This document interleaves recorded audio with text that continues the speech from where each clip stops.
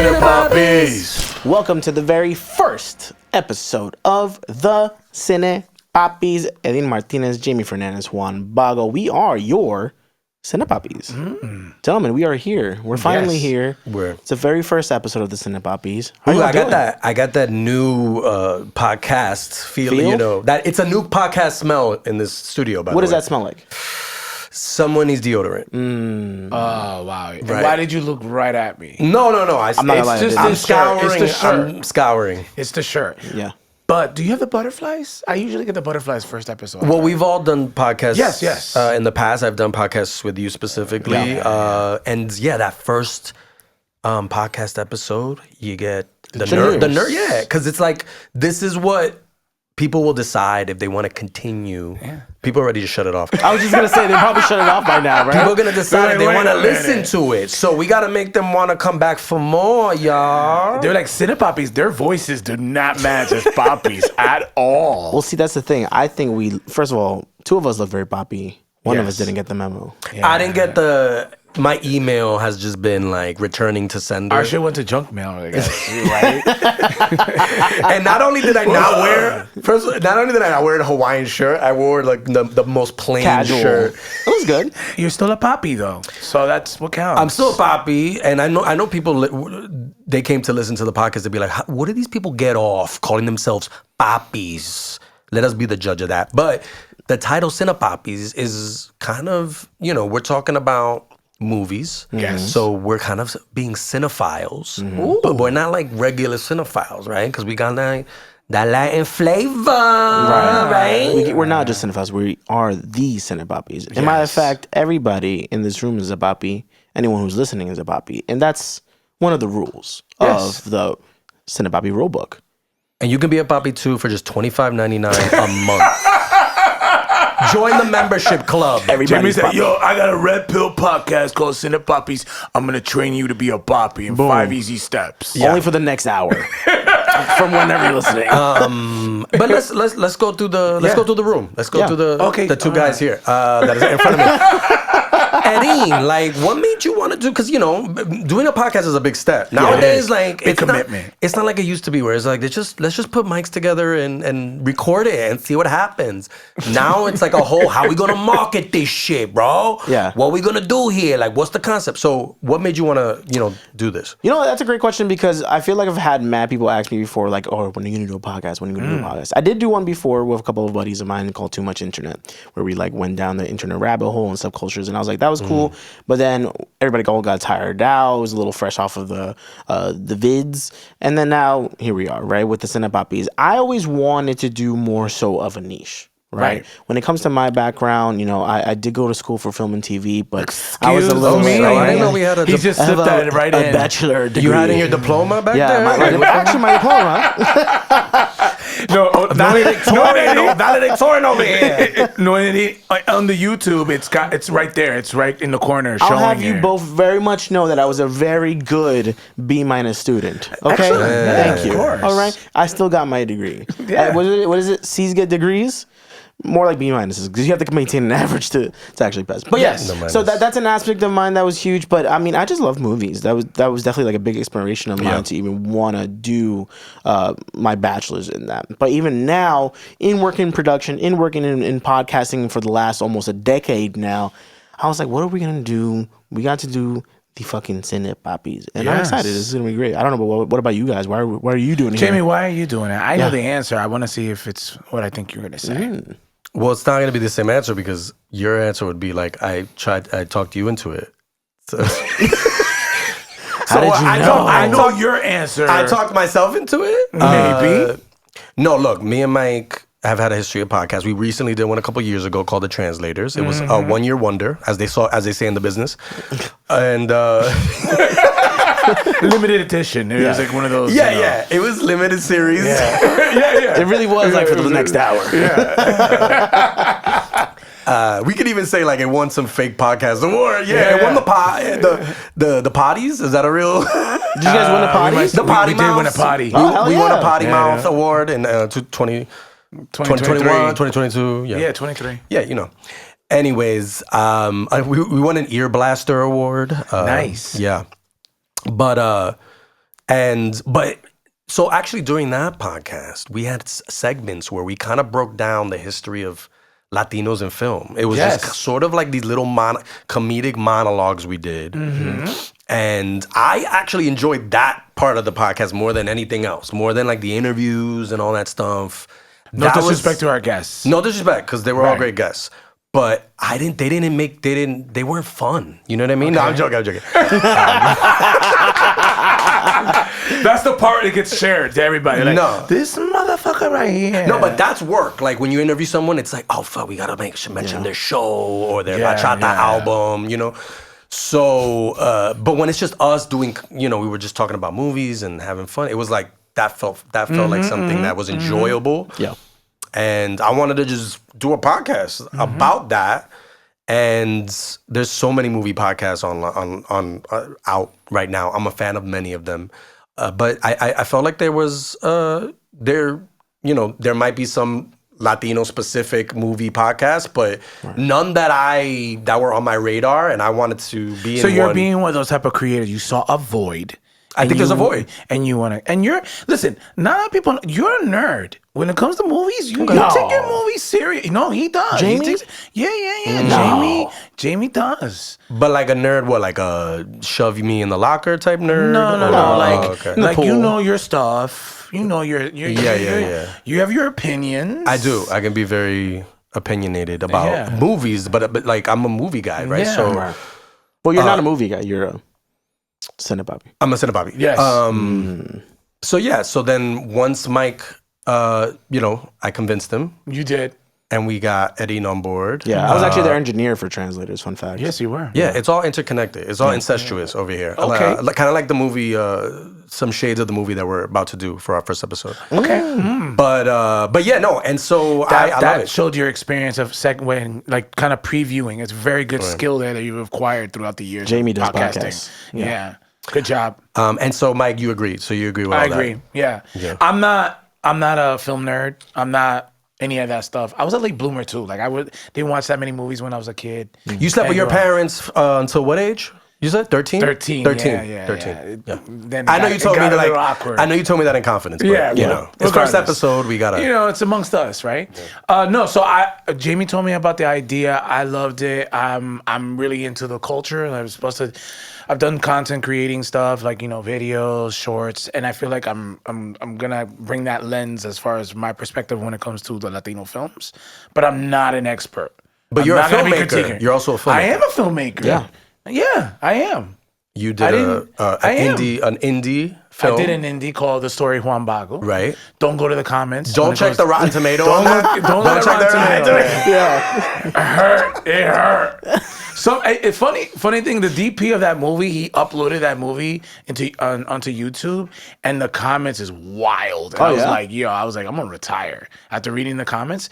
But either way, it's neither here or there. But yes, I'm very excited to be doing this podcast. I'm excited to be with you guys, and I'm excited watching these films, and I'm excited to be a Cine Papi. And Eddin, he's talking about critics. We're not going to be those type of critics. We are not critics here at the Cine Papis. Right. We are more enthusiasts. We're enthusiasts. We are lovers of films, whether they're great, whether they're terrible. We're here to be true enthusiasts in true Papi form of breaking down the movies, right? Embracing movies, seeing all of the facts that we appreciate and things, learning new things as you come to this creative and an innovative experience as a Cine Papi. People are probably thinking like, what makes a film get to our podcast Cine Papis? Like, what are the rules of getting onto the show? I love that you said the rules. See, that's the thing. When it comes to the Cine Papis, we do have a rule book. We do. Right. But the first rule really of the rule book is there are no rules when it comes to being a Cine Papi. We have no rules. Wait. You could be a Papi, your mother could be a Papi, your grandmother, your dog could be a Papi. Anybody could be a Papi here in the Cine Papis podcast. Even if you don't know your actual blood Papi. Right. Your biological Papi, you could find we could be your Papis. We could. I'll be your biological. I've never gone to a sperm bank, but maybe. I will be your Papi figure. Oh, Papi figure is great. Wow. Shout out to George Michael. But so yeah, what qualifies? What qualifies? Well, that's the thing, right? For us, it has to be a movie that either it features a Latino or Spanish writer, actor, character, maybe even in the plot line, it features something when it comes to like Latino or Spanish culture, right? That's our biggest thing for the rule of doing a movie for the Cine Papis. So we have to embrace that. So if you're thinking about it, and maybe you already see the title of our first episode, you get a glimpse of what we're trying to do from here on out when it comes to the Cine Papis. Yeah, and it's like we want to go in and sort of analyze how Hollywood sees us, right? And sometimes it's not so positive. Right. Sometimes it's, it's actually showing different parts of different Latino cultures that even other Latinos are like, I never knew about that. You know what I mean? And then other times they just don't hire Latinos to play Latinos. No. What? Yeah, no, it's a real thing. Give me an example. It's a real thing. Give me an example. Keep listening. Okay. Keep listening. Yeah. So how about we go for our very first movie as the Cine Papis? You guys ready? I mean, yeah, we had to see it, right? So Yeah, I'm ready. Well, that's a criteria that we have to do, okay? And he's testing us. He's like, you guys saw the movie, right? We are doing the 1983 classic Scarface. Woo! By Brian De Palma. Okay, so I'm gonna have to tap out. I saw the first Scarface. Oh, you saw the first one? The 1930s original. Yeah. Yeah. So I mean, I could chime in once in a while. Exactly. That's fine. Yeah. Okay. I'm sure there's some elements that we could actually throw in. Okay. There. Cool. Right. Yeah. So we want to actually go in through the breakdown of the movie and let you know what exactly happens before we hit other ventures of the show. But the movie does start in 1980s Miami. We're going through the process of a lot of Cuban refugees arriving into America to find the American dream. And amongst them, one big person that is there is Tony Montana, who is played by no other person but Al Pacino. Yes. I thought it was Tony Scarface, but yeah. It's probably Tony Scarface Montana. Yeah. Tony Scarface. Tony Scarface Montana. It starts with them interviewing Tony, trying to figure out what he's doing there amongst like other people, other immigrants who are coming through from Cuba, and even just figuring out and asking him what's with the scar on his face, and figuring things out in terms of what he's gonna do for now his new venture in the American dream. He goes hunting for papers. Him and then who I would say his best friend and partner in crime is Manny Rivera, who's done by Stephen Bauer. They go set up in the camp. Manny's character then gets a chance at figuring out freedom. Right, figuring out their papers, getting their cards. Tony and his best friend and partner in crime, Manny Rivera, go through with being in the refugee camp and having the task of killing a Cuban informant so that they could get their papers. Right, they come through. There's a whole fucking rampage going out. They're even screaming "Libita" right before they even go and get the final kill. Thrash him, stab him right in the stomach. That's how most people got their green cards in the 80s. Apparently. Well, according to Hollywood, yes. Yeah. That's how most Latinos and Cubans got their their stuff. Yeah. And, that's how my dad got here. But right. Neither here nor there. Eventually, we get to Manny and Tony being dishwashers in Miami, right? That's one of their first up-and-coming jobs until they eventually get into the game of not selling, low-grade stuff, which to them, low-grade would be marijuana in the 80s, even though that thing was crazy. But it's crazy because in that scene, you could see Tony, like, looking at his hands and, like, complaining that, like, he's getting calluses and it's, like, beneath him. He didn't want to get dirty on that. I think, it was like his first night on the job, too. Yeah. Low-key. Yeah. Yo, his type is annoying when they're like, bro, you just started here. Like, give us a couple of weeks. Get that first paycheck before you start complaining. Right. He wants to make it to the top already, realistically. Mind you, he just finished his first job, right? Just to get his papers. He finished his first job. It's with bloodshed, and he's complaining about the wrinkles in his hands. I know where the scene already happened, but do you remember where he was like, yo, Manolo, I told you we were in a sanitary, and then he was like, you said sanitation, and it's like, no, sanitary, and we had all that, and it's like already the way their English affected it, because he was going to be like, yo, we had a loophole to get out, and you said we were working at the sanitation. I didn't say sanitation. And it was Sanitation. Look, they start doing low-level jobs at first, but especially working for Frank Lopez, who's a wealthy Miami drug lord. And their first big job, which is a cocaine deal, actually goes super array. Right, Tony, Manny, and other constituents go through to a motel try to grab some drugs in exchange for money. Duh, right? But little do they know that they were going to get ambushed. Next thing you know, Tony and his acquaintance, who gets handcuffed literally to a shower rod. That's like some kinky stuff. It's some kinky stuff. Shit. Yeah. Right. Really? The fourth one, yeah. Yeah. That's usually why I do that. There you go. See. Okay. So Jamie's fourth date comes into fruition as Tony's partner at that for that gig then gets tied up. They try to tell him where's the drugs. He doesn't give up the info, and then they fucking chainsaw him in half. Right. Yeah. That's it for me. I would have been like, bloody. you know what? This game is done for me. Yeah. That's when I'm you going knew- back to Cuba. That's when you knew this was a Brian De Palma film. If you know anything about Brian De Palma, he directed Carrie, which is basically everybody knows the scene where the pig's blood falls on her during prom. He likes his blood. He likes his blood. Look, shortly after, they're about to cut up Tony into little tiny pieces. Manny's preoccupied downstairs in the car, and they literally tell him, trying to flirt up with some shorty.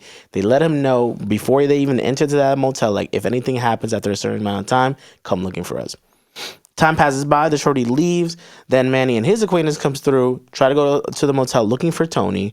They find that the door's wide open, they kick it in, and they free Tony from all this mess, right? Not before Tony commits one of his biggest murders, at least in the movie, outside of the hit in the beginning. They go out into the public streets of Miami. The dude who's about to cut him up, he goes, literally shoots him in the face. In front of In broad daylight. In broad daylight. This is before camera phones. Right. So you could shoot someone in the face in broad daylight. And get away with it. And get away with it easy. What's the app that you report? Citizens? Citizens Yeah, app. before Citizens app. Fucking Citizen side, man. I can't shoot people in the face anymore, man. Imagine getting the Citizens app update and it's like, Tony Montana just shot somebody in the face. Yo, babe, we can't go to Miami Beach right now. Yeah. Yo, some Tony did crazy it again. shit. And I'm over here like a drug deal gone wrong? Right. It Yeah. says? I don't even know. And then I'm here like. Because that's the weirdest part, right? With the Citizens app, you could also tune in live. Yeah. That's also the weird part.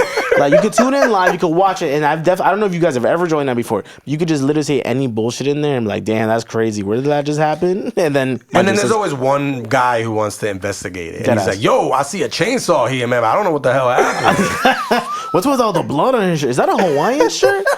Type shit.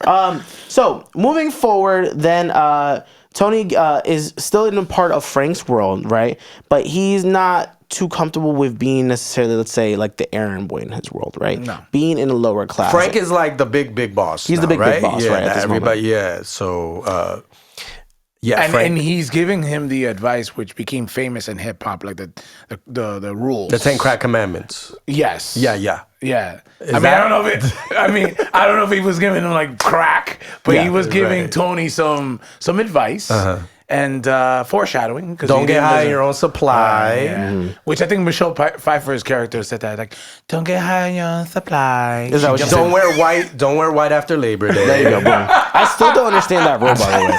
I understand don't get high before on your own supply way faster than don't wear white on Labor Day or before Labor, after Labor Day. I think it's a cocaine thing, though. The Yeah. white thing. Yeah. Yeah. In case you that spill kind it. of way.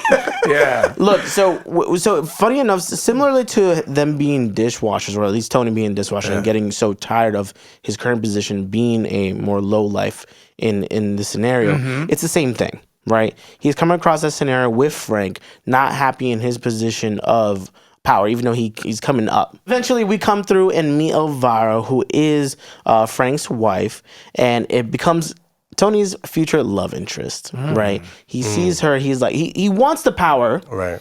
Just like how he wanted the power when he was just still a dishwasher, but he also wants the women at the same time. It was love at first snort, right? Because, Snort is crazy. Snort, right? Because everyone's doing coke together. Right. You know, it's a group activity. And once he saw her kind of like, doing that, whatever that was. That's a turn on, whatever that was. So Love at first snort. It's love at first snort, man. Yeah. But yeah, no, and he was smitten immediately. And it's young Michelle Pfeiffer, I mean, she back looks fine as hell. She was like, Michelle what, Pfeiffer at 23? any age, Yeah, probably. but like I actually prefer maybe more like late 80s Michelle Pfeiffer. Okay. Fabulous Baker Boys. Okay. Michelle Pfeiffer. You having your different flavors of Michelle Pfeiffer's. Well, I love Grease 2, Michelle Pfeiffer. Oh my gosh, she is in Grease too. But I think that was even before this. Yeah. Okay. She's a little too like heroin chic in Scarface though. Yeah.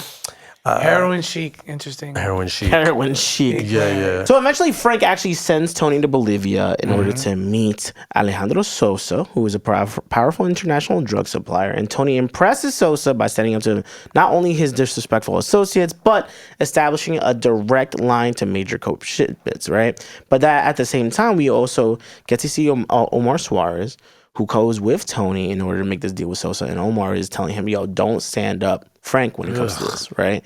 And it's funny because I remember in that scene where they're even both having little bowls of water with lemon in it. It was more so to like kind of wash their hands, but because Tony is from like true rags to riches kind of a person, he actually like starts to literally bite a lemon. Yeah, I seen Jimmy. He does that all the time. That you just bite lemons? Is that what you do? No, like the first time I went to a restaurant, they gave me like a fancy restaurant. They gave me like a hot towel. I was like, "Will I put this on my face?" Like you were at the barber shop. Wow, they do facials there? Wow. I'm so relaxed right now. No wonder it's so expensive in here. They get facials and you eat? Who knew? And that's a true story. It was just like, I don't know what I was supposed to do with this. Honestly, it's crazy because that Omar character was such a thorn in Tony. Like he didn't like him from jump. Him and Tony had like such a friction. You could just see it, and that obviously was the apex of the friction. It was Tony's ego. I think that's really what it was, and it shined through no matter what suit he had on. His ego was really strong. But what's funny about this whole scene when they're in Bolivia is that obviously Sosa starts seeing a big value in Tony, but that worsens things between Tony and Frank, especially when Sosa wants to make a point to Tony that if anything were to happen, he'd be hanging loose somewhere. Like Omar, when he's literally hanging from the helicopter, right? And he's showing Tony this is the potential if you're trying to mess with me, right? Do you think that Omar thought he was gonna go bungee jumping, like it was a treat for him? Absolutely not. Okay. It's just not an ideal way to kill somebody while you're flying a helicopter, right? Because it looks like he was it was shifting the weight. It's a little bit, it seemed like the helicopter was being like pulled down. Hey, boss, do you want me to keep going or let him go? Hey, this Omar guy, he's carrying a little extra weight. Did Tony weight. see this? Did Tony see this? Oh, okay, go. I'm gonna let him go now.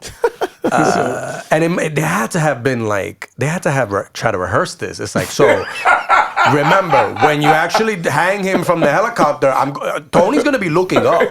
I want him to see. Wait, boss. Where's Tony gonna be looking?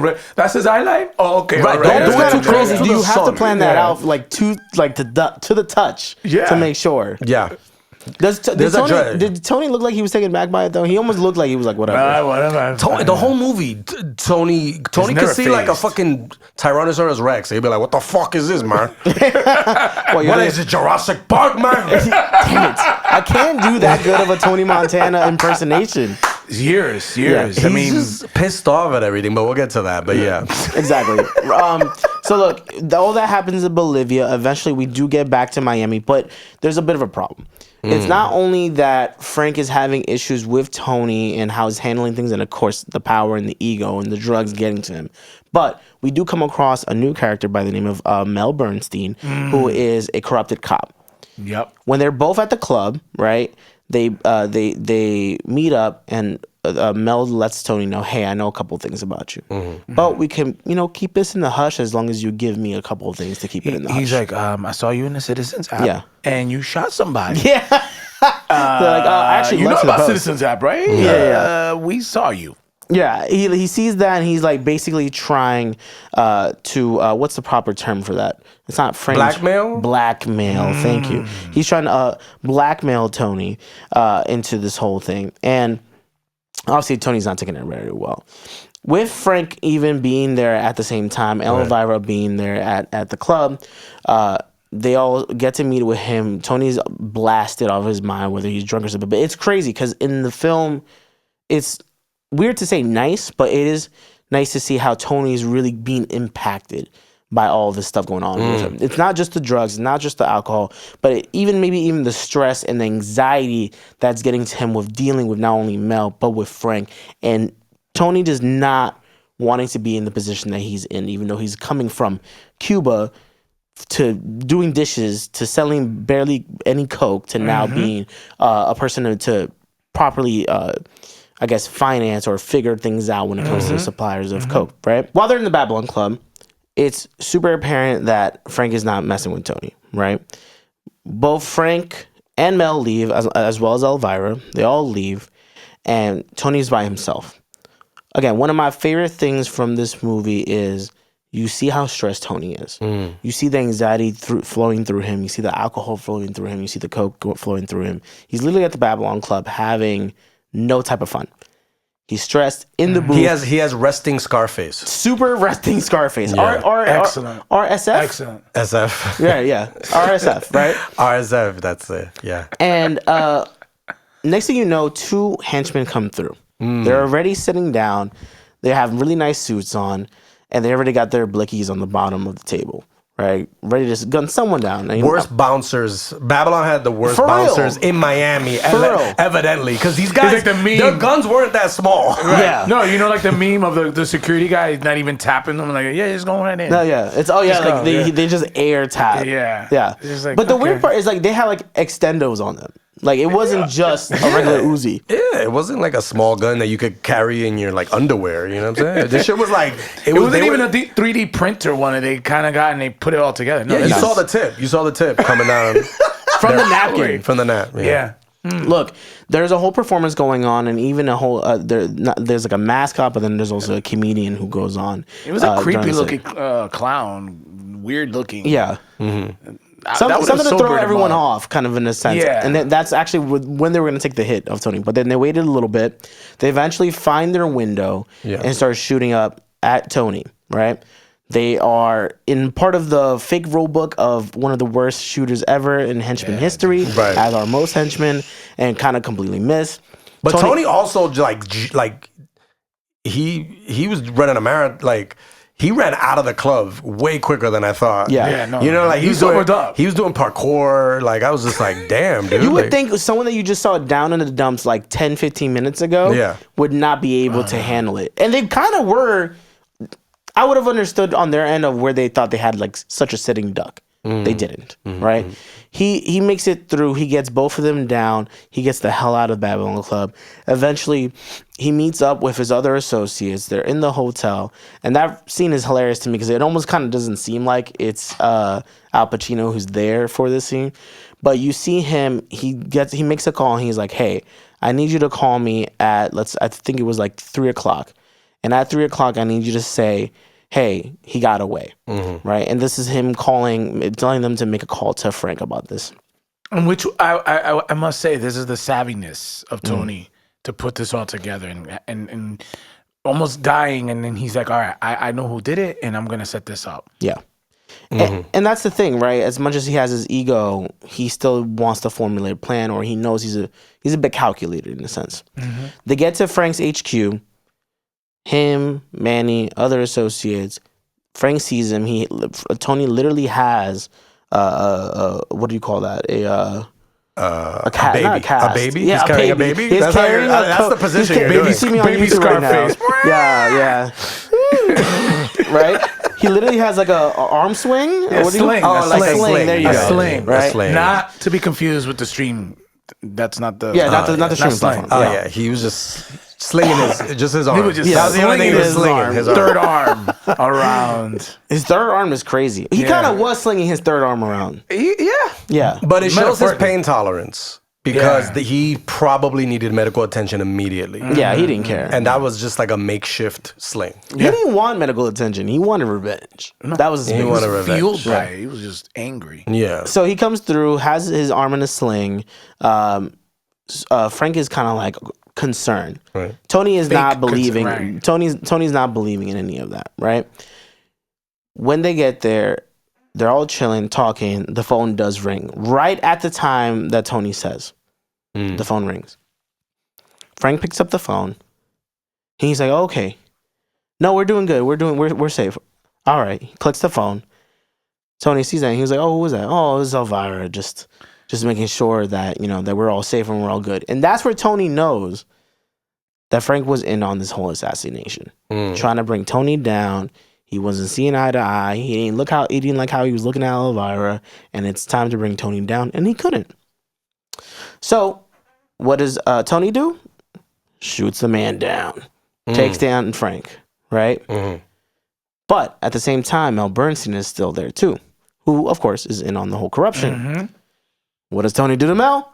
Takes Mel down as well. Yep. Two birds with one stone scenario for Tony. And that also was actually one of my favorite scenes of just how Tony handled everything, right? Because with Manny, with the other associates, Frank's one of his henchmen was there and he was just kind of chilling. And Manny looks at Tony, he's like, what are you going to do with him? He's like, you want a job? Yeah, that's a classic scene. Yeah, he's like, you want a job? And then he's like, he gives him the piece, and he's like, thanks, Tony, thank you so much. And I forget what his buddy says. What does he say? Yeah, man, you got a job. Yeah, man, you got a job. One of the more lighthearted scenarios after literally blowing off two dudes. Yeah. Wait, that sounds crazy. Well, after killing off two dudes. And then he has a sweet more, hey, Tony, thanks. And he didn't go, hey, by the way, is there any vacation time? Yeah. You know, what does they all look like? Etna PPO or EPO? What I got here? What do we do about sick days?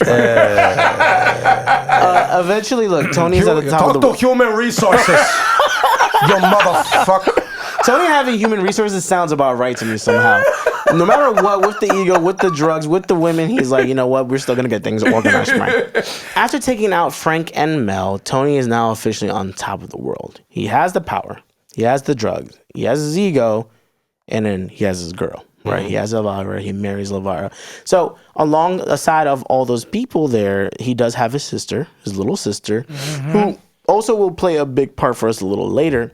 But played by Mary Elizabeth Master Antonio. Oh, I was just about to say that, but I knew you were going to smoke that way better. Master Yes. Antonio. Smoked it. Honestly, this is where the drugs really start messing around with him and his relationships with everybody, right? His ego starts to really shine, but also the power is getting to his head, right? So he's battling both at the same time.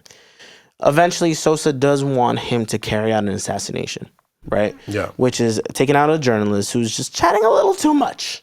Just a little too much, right? A little chatty bird, right? You know, snitches get stitches. And he has to do this. He has because to do this. Manny kind of got him in trouble with something, and the FBI was there, and it was a trap. So now Sosa's like, dude, you got the FBI on my ass. So now, so I don't have to kill you. You better do this fucking favor to me. Like, it's all in his subtext. Eventually, what happens is that Tony's in a car with Sosa's associates, and they need to take down this journalist. They run around, they get it to the hotel. They watch the hotel from a distance. The journalist is going, he pulls up, he gets in the whip, there's a bomb under the car. When he does the rope around, he's right back into the front of the hotel, and they're like, where is he going? His kids and his wife join in the car. Tony sees that and he's like, no. I'm not doing that. Right. I didn't say I was going to take out him and his kids and wife. I said I was going to take him out. I can't do no wife and kids in this scenario. Right. He refuses. They follow the journalist and the wife and kids going to the UN. And like, no, we're not doing this. Eventually, when they get literally right by the UN, by the way, Tony refuses, literally shoots Sosa's associate before he could do anything. So no bomb goes off. The journalist is still alive. The wife and kids are still alive. But that leaves a bigger problem, which is he goes on to be able to tattletale onto everything that Sosa didn't want to happen. Exactly. So we find out Tony does have a moral compass. Barely. Bad timing. Barely. But it comes like, you know, what is this? Like 2 hours and 45 minutes into the movie? It's like, dude, we haven't seen this side. We haven't seen anything to indicate that Tony would have a problem with doing this job. This is one of my issues with this sort of subplot. You know, I didn't buy it. You didn't believe that his heart at that moment grew 0.5 size bigger? The Tony that I had grown to sort of Love. For those 2 hours. respect, Embrace? Yeah. relate to, Yeah. He was in Would it. kill that family. Yeah. But he didn't. He would have taken it himself. Like, I got this. And that's it. like I'm not saying he would enjoy it. Like he would probably cry in the shower later that night, but he would do it. Or in the jacuzzi. I don't even think In the he'd cry. jacuzzi? In the jacuzzi, he's funny. No, in his bath, in his bubble bath. in He his would bubble cry in bath. his bubble bath. In front of mad CCTVs. Look, eventually that is the start of when things start to crumble in Tony's life. Not only with his relationship with Sosa, that's completely obliterated, Done. but his relationship with his own wife Elvira, and eventually his own relationship with Manny and his sister. Yep. And his travel agent. And his travel agent. Because she was like, "This, I didn't set up this New York trip for you to do Yeah. this shit. Look, eventually what happens is... For you to not go through with that shit." Yeah. Look, Tony comes back home. He's looking for his sister. He's looking for Manny. He's wondering where they're at. Right. He goes and he's like, he asks one of his henchmen, and then they go to Manny's house. They knew, right? What? The henchmen, they knew. I think they kind of knew. Did they know? They had an idea. I don't know. I think Manny hit it well. I think Manny was very. All right. Manny's was the opposite. Like if he's with a girl, everyone knows, right? With her, that's you could tell that he really cared about her because he was just like, "We can, okay." Yeah. We can. It's the boss's. brother, And even with Tony, he's like, "That's the boss's lady, okay." Like he has limits to what. He's not gonna just go for any girl. Like as. Again, That was literally the boss's little sister lady, but you know, but still. this was love. He wouldn't do this to his friend if he really didn't care about. It's the typical forbidden love. Yeah. Which is what probably gave him the bond. They shouldn't be together. And that's how they fell in love. But he catches them. Oof. Tony gets to the crib. Manny opens the door, and who does he see in the back? Is his own little sister. That's where Tony sees red, white, more red. And I thought you were gonna say blue. I was gonna say blue, but then I was like, The no. American flag. No, it's more so that he blew Manny away and shoots Manny, right? And then his sister sees that and starts freaking out and literally looks at me. He's like, we were about to tell you that we're together. But this is so like, does she not know her brother? Right. Yeah. Like, you think he was gonna be happy? Like, you think he was gonna be like, "Tell me where your registry is, so I can send you, so I can buy you some gifts." So I can give you a pack. Have you guys planned your honeymoon? Yeah. I have some ideas. Is it gonna be a destination wedding? Yeah. Let's not go to New York. I got some issues. Let's not go to somewhere. Cuba either. Yeah. Yeah, let's not go to Cuba. Don't let Sosa or know New either, York. okay? Right. That's the thing. Low key though, because this movie is obviously very drug influenced, Right. it low key might be a result of them just doing so much blow. Like maybe they're so caught up in their own world and their own love, and their own relationship, and all the drugs that they do. Because there's no way that they're not still coked up. That they probably didn't think too much about it, unfortunately. Even knowing that their brother's psycho. Well, the movie itself is a result of people doing too much blow. Yeah, exactly. Right? Facts. Like let's film this crazy movie with this non-Latino doing this crazy accent, Cuban accent. Exactly. And have everybody have like half of the cast be non-Latinos, but everyone's chewing up scenery and snorting coke and it's all connected. Yeah. Like the reality reality seeping into, fantasy or whatever. Look, last but not least, right? They leave Manny's body there at the mansion. Tony's little sister is going crazy because literally her new fiance husband just got shot dead. Yeah. They bring her to Tony's mansion, and it's crazy because the henchmen were just like, "It's okay, we took care of her." They gave her some Quaaludes to calm her down, which is probably gonna make her even crazier.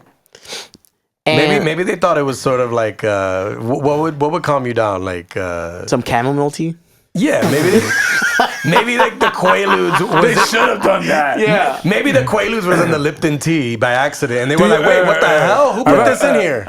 Do you want a little bit of honey with your chamomile? Okay, let me know that. Here, sniff this. It has a eucalyptus oil. Calm down a little bit. I told you to no put the Quaaludes in the tea bag. That show will be fun. Yeah. Sosa's henchmen eventually get to the mansion, start swarming the mansion to take down Tony after he had a failed assassination attempt. At the same time, funny enough, his little sister does wake up from said Quaaludes and or drugs that they gave her, Advil, liquid Advil, right? And start to throw shots at Tony, try and take her out. She eventually gets shot from one of the henchmen, right? Mm-hmm. But they do have a weird exchange right before that happens, which seems a little... crossing the line a little. Yeah, a little lusty. A little lusty. This is where we see, where... And this is even in the 1930s movie that Mike saw instead of this one. Yeah. That we're on the same page right now. Yeah, there's an incestuous sort of undercurrent between him and his sister. Yeah. And it's more than implied, and Tony kind of doesn't do anything, but the way he, the anger he has whenever she's talking to another guy, it's like, dude, you haven't even been around. Yeah, you haven't seen her since she was a baby. So, but he feels like he's owed to it because of him being the bigger brother. Now, is that true? I don't know, but I do have a little bit of something more to say about that later. Yeah. Just to wrap everything up with this breakdown, we do get to our, favorite part, or the American favorite part, which is say hello to my little friend. He goes into a big gun brawl amongst himself, Dolo, and Sosa's henchmen. Because yes, some of Tony's peeps are there. They get taken out super easily. They're obviously outnumbered. We find out he's superhuman. Exactly. Yes, he How takes many shots did he take? a lot. I was gonna just say that he takes a lot of shots to the body. Well, the whole movie, he's like, they're running out of the club and getting shot, but still. Even in the beginning, the first part where the chainsaw, And then this guy definitely has a guardian angel. He's again, his pain tolerance is insane. I think it's all the adrenaline from the drugs, really. Yeah, that's really what it is. Yeah. Right. So they did say hello to his little friends. They said hello to his little friend, but they also had their own little friends. They had, he said hello to their little friends, right? But nothing takes him out way more than a nice shotgun to the back. True. That sends him down the railing into a big fountain. By the guy that was like wearing sunglasses inside the house. I hate that. I hate people that wear sunglasses in the house and then try to assassinate you. Yeah, and then try to assassinate at night in the house out at night. This guy, but they established this guy wasn't in the movie the whole movie, and he comes out and they kind of establish him like he's this badass, and I'm like, who is he? Almost like a Schwarzenegger look. Everyone's running around in the house. Everyone's running around in the house shooting. He's just chilling. He's like walking very, very slow. We needed a scene of Sosa getting the phone and being like, "Get me Roberto." Right. What do you mean, Roberto? Are you serious, sir? I don't just get me him. But he hasn't been in the game for years. I don't care. His main guy got shot in New York. Right. So he needed to get the replacement. You're right. I needed to see a little backstory why this guy with sunglasses. Yeah. He's like, get a shotgun too. One. I don't care. Just get the shotgun. I want him in Miami tomorrow. Yeah. Look, Tony takes the shot to the back. He falls into the into the fountain, where a big revolving globe does say, "The world is yours." The world is yours. Yes. The fountain is just, it turns into a fountain of blood, eventually. And then that is... I love the symbolism. The end Very of poetic. Scarface, the 1980s version. Excellent job. Excellent job. I feel Doing like the breakdown, ladies and gentlemen, that is not easy. I feel like I just saw the movie. Yes, I was saw the movie. Yeah. I mean, I was visualizing the 1930s one, but I felt whatever you were telling me, I was seeing it in black and white. But regardless, no, I had a Criterion 4K in my head while he was breaking it down. Look, so that is the breakdown for Scarface. But now we are going to get to our next part, which is called Facts and Furious, where we throw a lot of fun, insane facts about the movie, about the story of the movie, and even some trivia for you to really indulge. Which camera is mine? This one over here? This one right here. Vin Diesel, don't sue us. Don't sue us for that one. Facts. Yeah, it's facts. Vin, Furious. Please let us live. Thank you. But Vin, I don't know. You might be like a quarter Latino somewhere. You want to come on the show? We'll talk. We'll talk about. Yeah. There you go. Pick one of the Fast and Furious movies. 5. We'll talk about it. 5. Yeah. Yeah. Oh, that's that would be the movie. the bank vault one, right? I don't know. I just threw out a random number. That's it. I knew you were gonna react to it. You see this? You know your movies. We're in I didn't Brazil. know. Yeah, that's The Brazil one. I tapped out like after 6. Okay. Oh no, I tapped out after 5. It's up to 11 now, right? Yeah, but it's like 10-2. Like Right. it has like 10A and 10B. I tapped out after they had like the In space? the 13th different. Is that the one? spinoffs? Is that the one? Yeah, like their crew just keeps getting bigger and bigger with every nationality. Dago like, was in that one. Dago was in 5. Dago was in 5. Okay. Yeah, the last one had like Ralph Macchio. I was like, how did the Karate Kid get into this shit?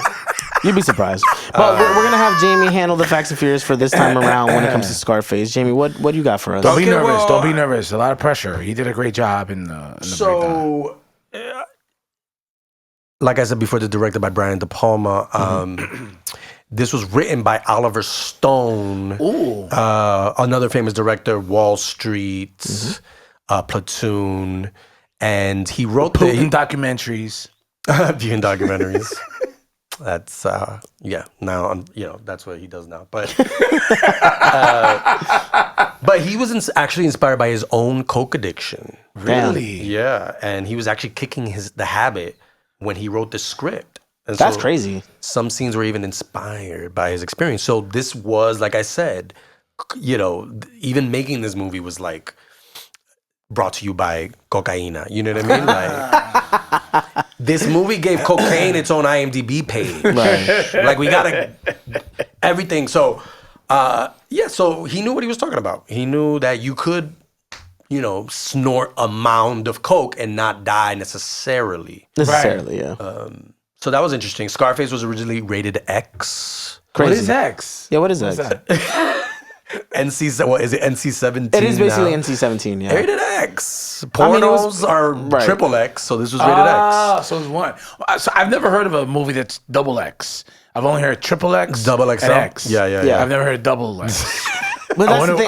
How do you put something in double X? I think with even this being X or NC-17, it's very much because of the violence. True. A lot of bloodshed, a lot of gory, not even gory scenes, bloody scenes. Yeah. It's a lot of blood. Rated M for Montana. Oh, God. As soon as he looked at me, I was like, he's busting something. Robert De Niro almost played Tony Montana. I can see that. But how? Oh no, he could have pulled it off. Robert De Niro during the 80s probably could have played anything. Let's be real. This isn't Meet the Fockers Robert De Niro. This is Meet the Montanas. That's a pulled out from actually in the book. You're getting the formula. Yeah. So I guess I can't really see. Like I don't. Again, obviously, like Al Pacino, the elephant in the room is that Al Pacino's a Latino. We've known this movie, and a lot of people kind of look at this movie as a cartoon because of that. But to me, it's a very 80s time capsule. Yes, it shows that Hollywood wasn't really hiring Latinos, especially during that time. They still do it today. Oh. But yeah, like they tried to. Remember that rumor where they tried to have James Franco play Fidel Castro? Yeah, that movie never came out? That never came out. Oh, shit. It was going to be a low-budget movie, but Right. because it was already when James Franco had like all these issues. Yes. But people got paid, and like the rest of the people making the movie were Latino, the behind-the-scenes people, director. But it was just like they wanted just James Franco, just this one role as Fidel Castro. And like that casting made people actually feel bad for Fidel Castro. They were like, "Oh my God, how could you do that to one of our most beloved dictators? Really? Wow. Really, Hollywood? So you couldn't even get Dave Franco? Really? Wait, so it was gonna be Robert, and then then Al Pacino took the role. Yeah, I mean, I'm sure you know, in the 80s, who knows? Maybe John Travolta even tried to get in there. You never know. Good. There was, I'll get all the 80s. Mickey Rourke, get all the potential 80s guys. That's good. I like that. But I'm again, I think Pacino ended up being the right role for this type of movie. I think De Niro probably would have made a better version of Scarface. Like, I think the movie would have been better, but I don't know if it would have been as entertaining. But like acting wise, or like what? No, like better, like more like, oh, this is a really well acted film. I don't think people think that Pacino acted well in Scarface, but it was just like, this is a wild fucking movie. This is a wild ride. Right. But who knows? We'll never know. And this is a little tidbit. Everybody knows hip hop stars love the movie. It became a hit. It really wasn't a huge hit in the box office. It became a hit on home video, and then even years later, when hip hop and rap artists just started quoting it. Yeah, they embraced this movie heavy because of the whole rags to riches concept. Yeah.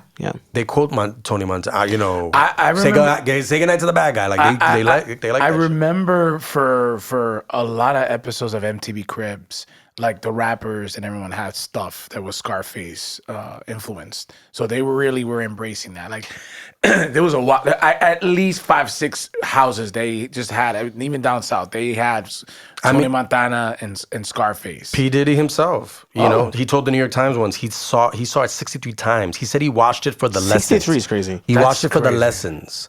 So I don't remember there was any baby oil in Scarface. No, God. So I don't know. I think when he died, that wasn't water. That was actually baby oil. Baby oil. Got it.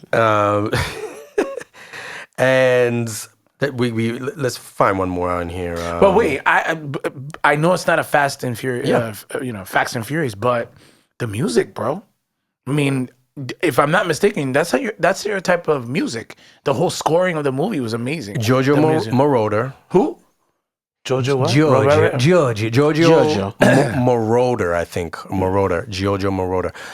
He composed it. It's very electronic, very synth heavy.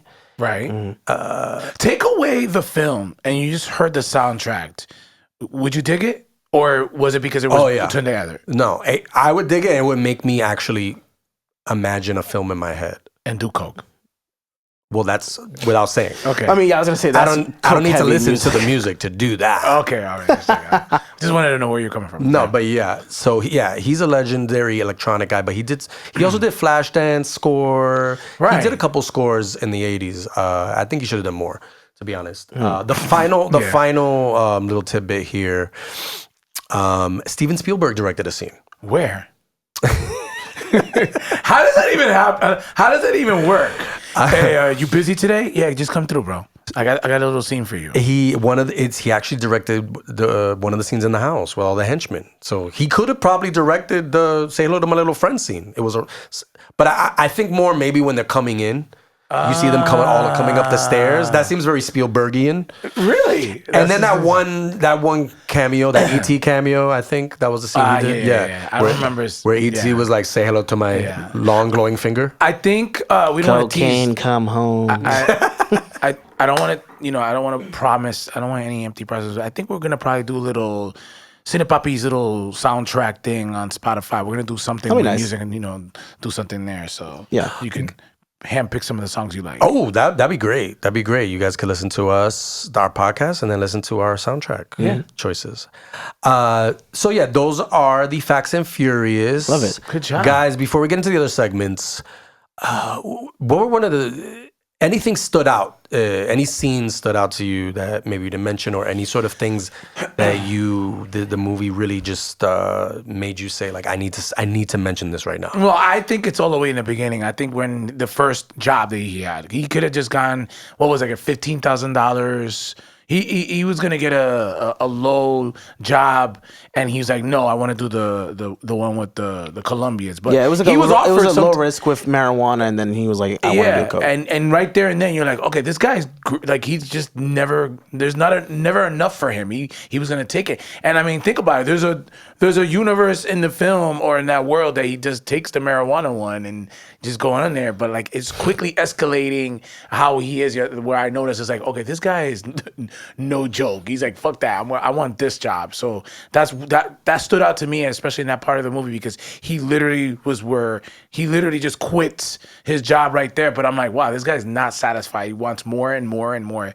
So that part for me is where it stood out. Yeah, he wanted big money, no whammies. Yeah. What about you, Eddin? Anything that just like... So the catalyst to him doing that assassination job for Sosa was a big one for me, which was him having all his money laundering and all of his events kind of catch up to him, right?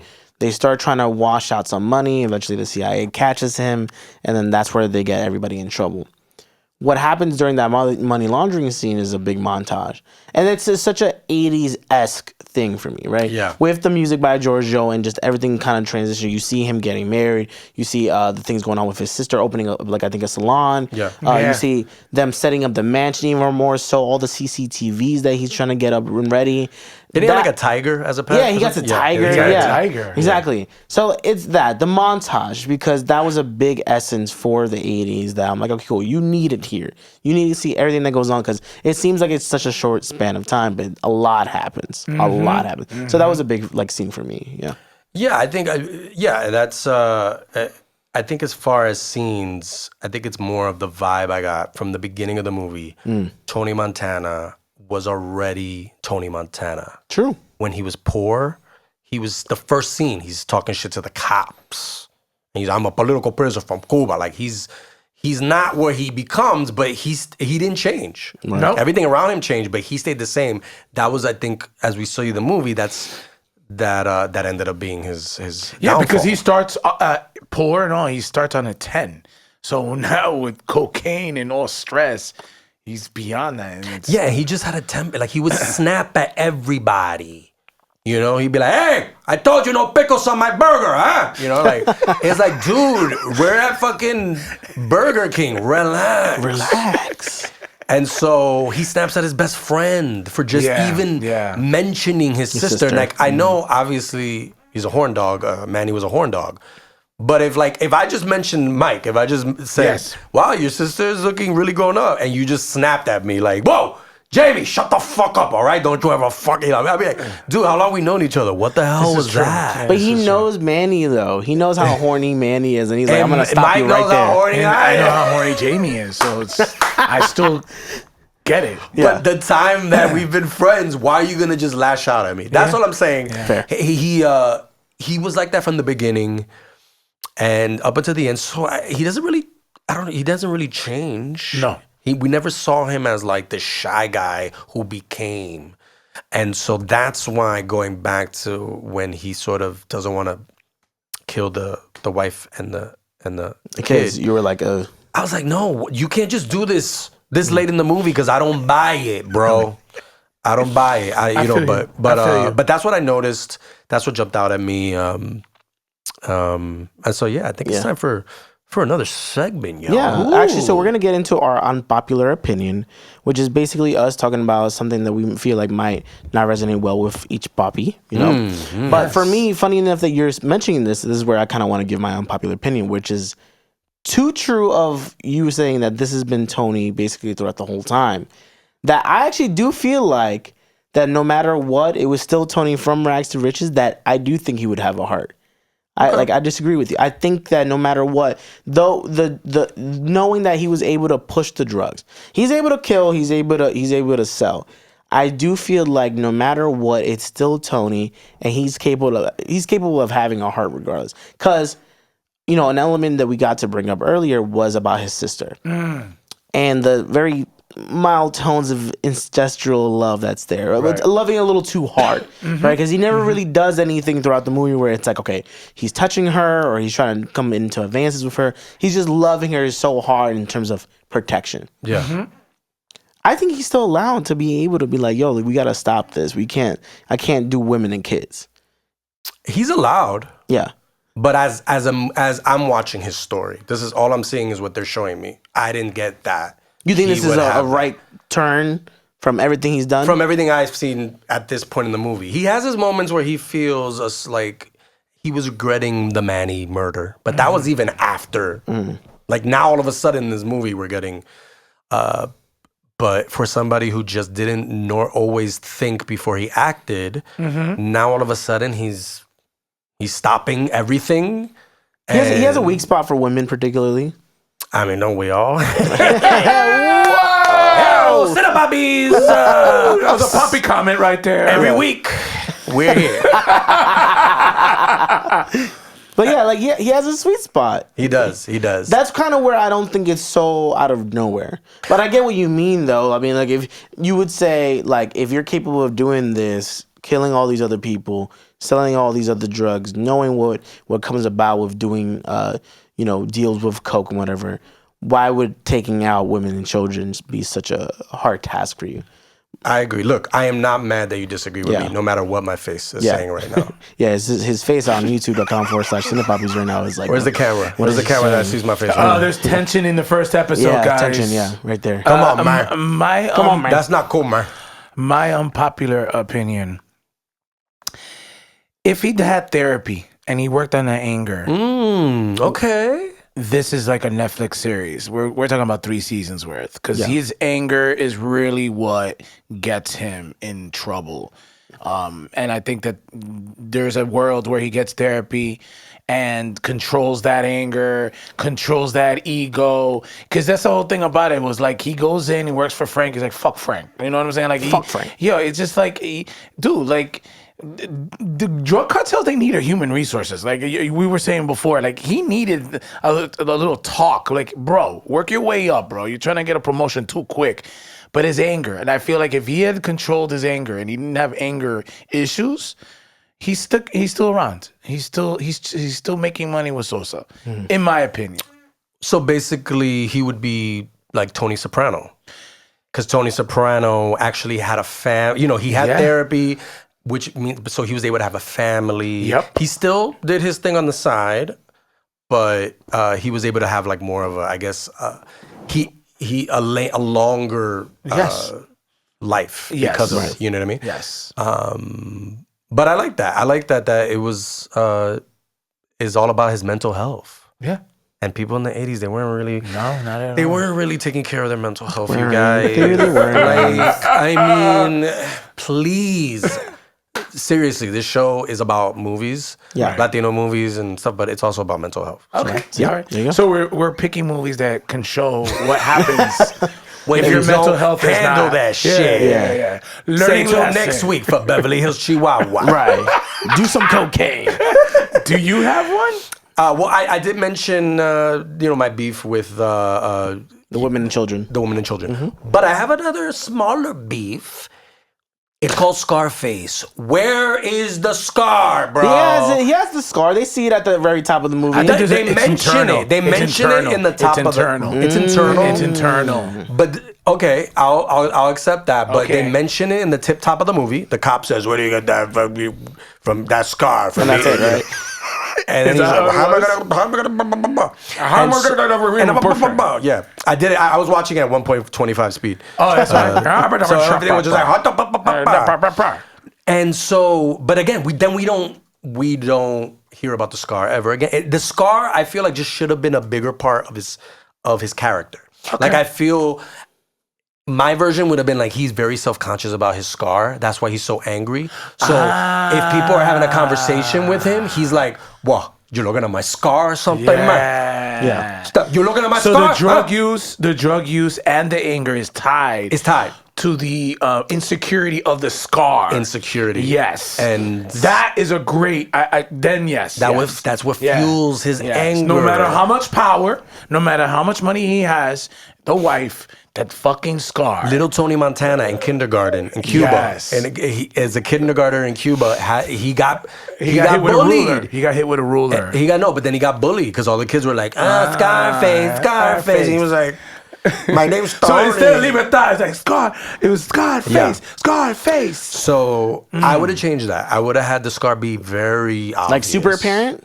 Yeah, I think it would have gone. The 1930s, did they have that? He did have a scar in that version too. It's kind of funny because I forgot that in the scene they were like, "Where'd you get that beauty scar? Tough guy eating pussy." Like, I forgot that was the whole. Yeah. Line. I mean, and that is really the only time that they mentioned the scar in this whole thing. But I mean, it was part of his makeup. They wanted Al Pacino wanted it to be subtle. They didn't want him to be Scarface, like big cut. What they say in the streets, a $1.50. $1.50, yeah. 150 Yeah. stitches. Which would have probably been like way worse in this case, right? But if I ever got to remake it, he would have a gaping hole. No in his face. way. You would see, yeah, you would see cheek muscle. Oh, wow. So anywho, that's just me. Can we talk about our imposter of the week? Of course. Yeah. We always want to find in the Cine Papis podcast an imposter every week. It could be someone who we don't really favor. It could also be a person who's playing a Latino who's not Latino. Ooh. And I think we kind of all want to agree at the same time who our imposter of the week is, right? I'll say off rip. Okay. Obviously, it's Al Pacino, right? But it's not so much. I like how you made his name sound Al Pacino, Latino. right? Al Pacino. It's not really. Okay, that's the obvious, right? That he's not Latino. It's more of like he ain't Cuban. This is not a Cuban accent. I wish I could give you a proper Cuban accent. I can't. Right. But he sounds anything but Cuban to me. And anytime he did do some Spanish, it would sound more of a mumble than anything. True. Like he's not even doing a good job at being Cuban. That was the weird part for me. And so that he would be more so of my imposter of the week. But I'll bet you a bag of Coke that he... Is it like under your seat? Yeah. You have it? He just goes, Eddin, check under your seat. Right. There's a bag of Coke right now there. I'll bet you a bag of Coke that he spent like 6 months with a vocal coach. Yeah. And he probably thought he had that shit. Like he had that shit down pat. Yeah. I mean, that's the thing. It's like he was learning from, people on set. Right? Like they were like kind of getting him a little going. And then Steven Bauer was trying to help him out. Maybe didn't help him too much. Steven Bauer knows that he's not gonna tell Al Pacino how to act. Yeah. Right. He's a new guy on the block. Steven Bauer was also, by the way, the only technical Cuban that was there on set. Yeah. Fun fact. Facts and Furious. Excuse me. Yeah. Right. I think going based on that, the imposter of the week, I think the worst Latino, brown face performance was Frank Lopez, Robert Loggia. I agree. Playing Frank Lopez. If you see any Robert Loggia movie ever, the last thing you would be like, this guy should play a Latin character. He should be a Latino. He's a very gruff, like, hey, and he kind of tries to do that with some sort of accent. Hey, Tony, like, don't fuck me, Tony. I don't think he says. I think Sosa says that. But I'm using Frank Lopez's voice. Don't fuck me, Tony. The body language didn't match. You're like, don't fuck me. I'm like, wait. Which movie is this? Which one is this? So I think he's. I don't know. Maybe he's not worse. I think Pacino was. I get it. No. I mean, of course, but he's the thing. Pacino actually almost looked Latino. He kind of could pass. The haircut helped. Yeah. The Robert Loggia, like if you knew Robert Loggia, you'd be like, this guy's not Latino. He doesn't look like it.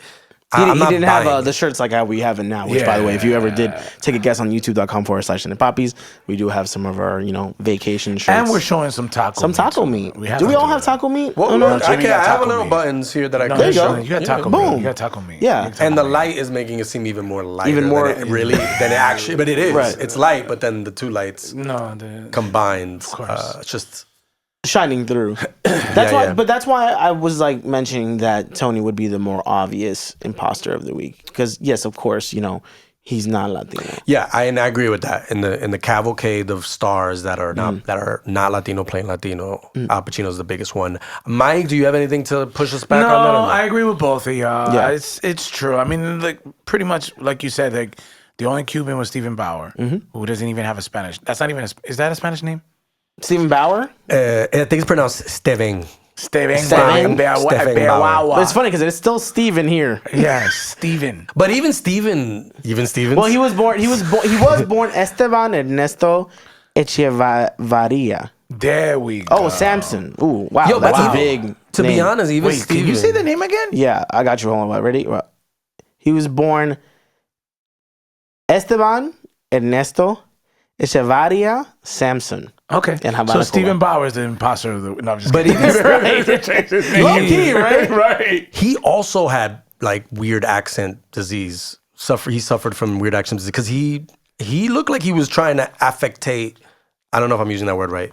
but we'll edit it later. Yeah, I'll find Put it out. in the comments. He does put it in the comments and correct me. Grammar check it. He did seem like he was trying to do a bigger accent than he actually has. I think it's the Al Pacino effect. I was right? gonna say he was that. gonna be in there, and he's like, "All right, So Tony, this is how you do it." Al Pacino was getting that from Man. like if we were all in the movie, we would be like, "Yo, so what you doing?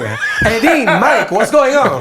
So what's going on, man? You saw the Cuban sandwiches over there, man? They're reading our minds, Yo, man. the mustard and the pickles Yo. to die for. To die for? To die for. Yeah. Hey Turn it up, you man. got killed in the next scene. By the way, don't go to Miami Beach. There's some shit going on Hold on, down the citizen there. up here. Something's going down. Look, we chose our imposter of the week, but we also got to get to some of our favorites. So we do have our MVP, but it's not most valuable person when it comes to this show. It's our most valuable papi.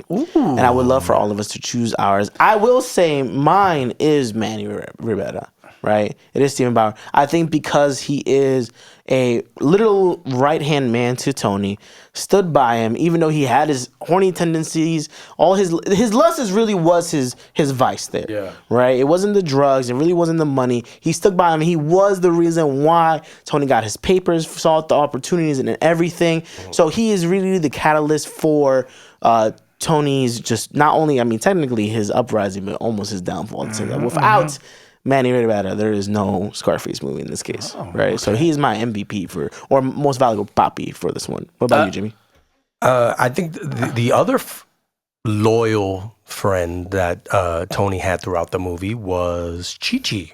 Chichi. Chichi, played by Latino comedian Angel Salazar. Rest in peace. Rest in peace. He wasn't a huge character in the movie, but he was involved in every important step of Tony's rise. He was there in the hotel as well. He was there when Tony stepped to Frank and shot Frank and the FBI guy.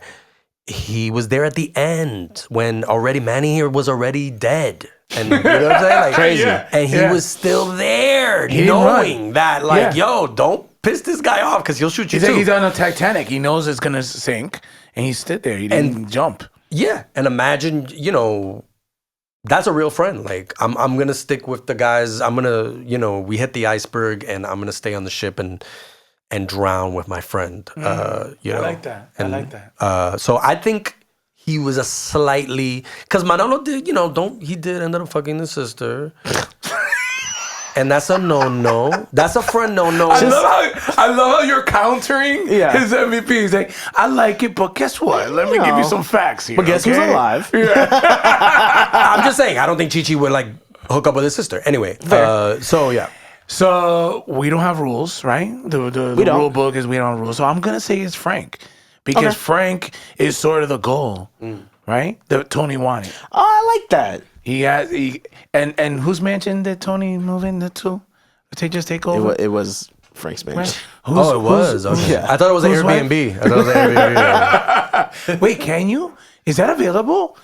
What, Tony Montana's house? I can see that happening. Is that an Airbnb? I'm sure if I look it up, yeah. Ah, man, we should have done our episode from the mansion. Imagine. I do like your mention of that. That is a good point. Frank provided. Frank provided his wife. He didn't provide her, but yeah. All the connects. All the connects. So it's all there. Frank literally got him his first job, quote unquote. So I'm gonna there are no rules. I'm gonna say because of that, Frank is my MVP. By the way, that if you want to counter mansion, that, put that in the comments, all right, guys? I'm just saying he's the MVP to me. That mansion was designed in 1906, right? Wow. It's called El Fureiris Estate in Montecito, California, right? And if you guys want to know, it recently was sold for $39.995 million. Oh, that's it. So if you guys have that, I think it's an easy sell. Yeah. Okay. But I do like that. Frank being, I never thought about it like that. Without Frank also, there's no real point for. Did he start dressing like Frank? Just a little bit. No? No, Tony had a little bit more style. Okay. Well, no, he did. He started doing the pink suits. He wasn't like that in the beginning, no? Right. And I think he got a little bit from Frank. But that was because of the money. Right. Without the money from working with Frank, he can't really get the suit. So I think that's where I'll give him the credit. I think there's like a drug kingpin's warehouse, like a men's warehouse for drug kingpins, and I think they all go to this. They all shop in the same. Yeah, I can see that. You're gonna like the way you look, man.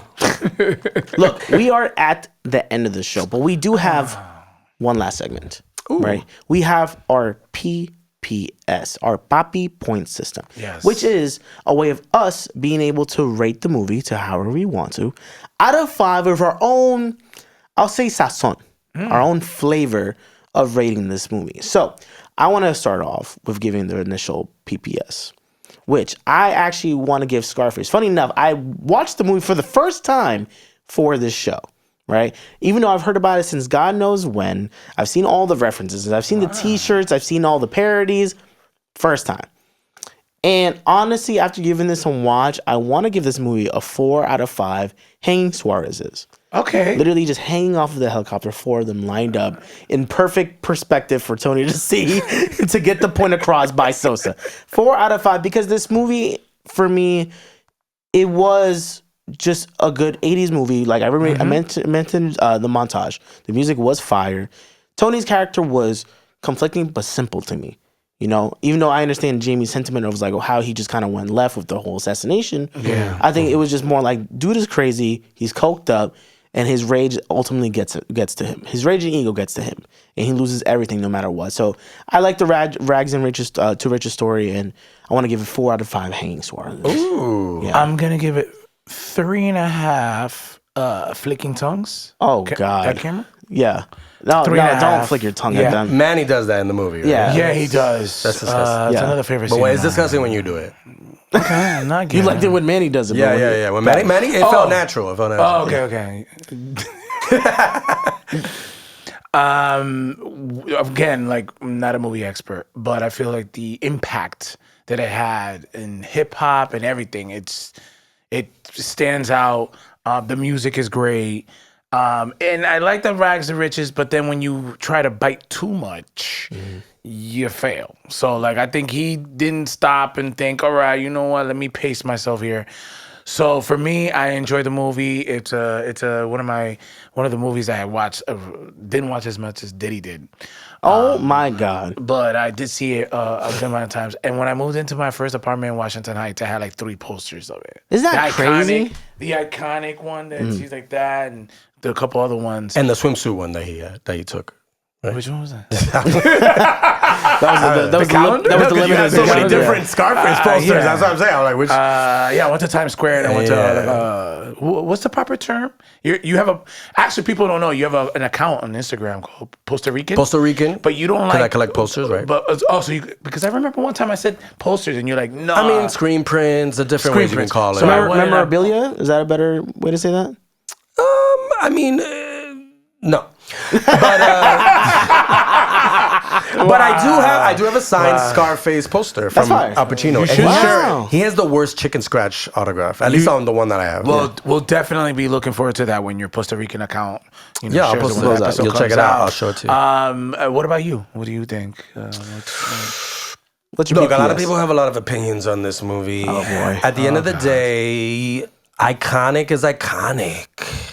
You know, and I think this movie just had a lot of things that could have gone wrong for it.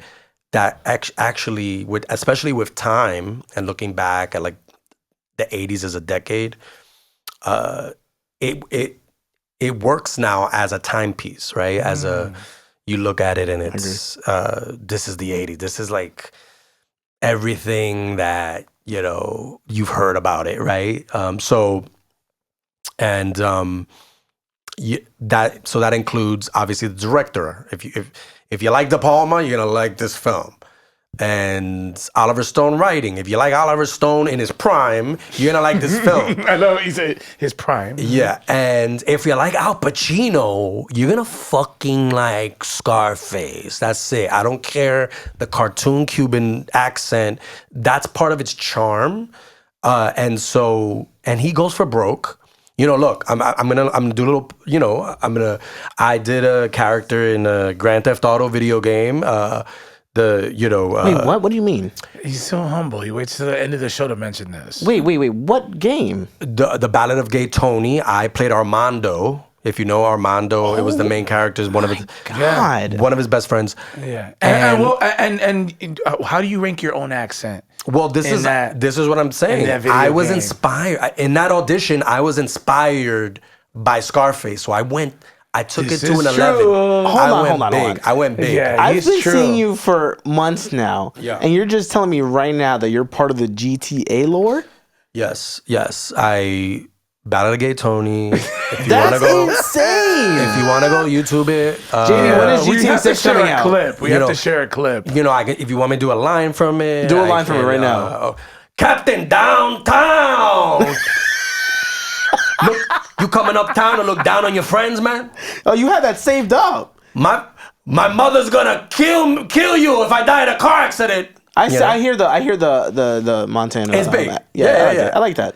That's crazy. That's true. This was a big reason why I got that role. Did you watch Scarface a few motion times? capture. I was doing it all in like crazy ass motion capture, and my whole junk was out for everyone to see, but I didn't care because I was like, I'm gonna get in Tony Montana mode. Coked. I was coked up. I was coked up too. But they offered it on set and whatever. That's true. Thank you. Thank you, Rockstar. No, Rockstar, don't sue us. If you ever want to bring back to Armando, I'm here. He want a spin-off. But Go anyway, ahead. so going back to, I'm about to give this grade of this movie. Please. It's iconic. Hate it, love it. You're going to have a reaction, a very visceral reaction. And so like the one you have right now. Yeah. Yeah. Is my zipper open? Okay. Yeah. So the one you have right now, and you were looking down. We're gonna go 4 out of 5 mountains of cocaine. Of course. Pretty obvious with the cocaine, but I feel like that's the symbol for this movie, right? Yeah. And it's a classic. It's still a classic. I still have my issues with certain character things, but it's why we chose it for the first movie of Cine Papis. I love it. Woo! Look, you have just endured the very first episode of the Cine Papis. Look, we're also inviting you to make sure to be a part of the PPS system. Make your own version, give your own reading, give your own twang to it. If you want to check it out down below in the comments, make sure you follow us all on the socials, everything Cine Papis, and let us know even what movies you want to see us do in the future. Please. I'm Eddin Martinez. This is Jaime Fernandez, Juan Bago. We are the Cine Papis, and we will catch you next time. Cine Papis.